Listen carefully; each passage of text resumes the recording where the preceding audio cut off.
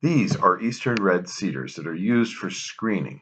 We sell these at Highland Hill Farm to people that want a fairly fast, large growing evergreen for screening. It's a native screening tree. In some states, it's the only native evergreen, such as in Kansas, and it is an excellent bird shelter bush. Now, birds eat the seeds of this plant, but they don't digest them, and they usually pass them out in 10 to 15 minutes. So this is a great tree for spreading in an area, especially in places where there's poor soils.